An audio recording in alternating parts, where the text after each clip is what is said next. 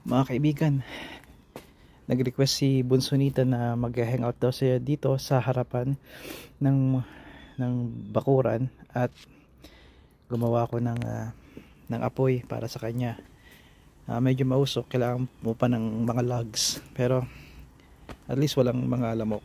Dadagdagan pa natin ng ano yan, ng apoy, ng firewood para magandang init, para hindi puro usok. Ito kagandahan kapag may fire table ka at okay pa ito, hindi lumalabag sa mga code dito sa aming bayan dito sa Calakhan, Toronto. Okay kaibigan, sana nag-enjoy kayo sa magandang panahon at gusto ko lang share to sa inyo. Marami pa nito, upo tayo dyan, magkikwentuhan tayo.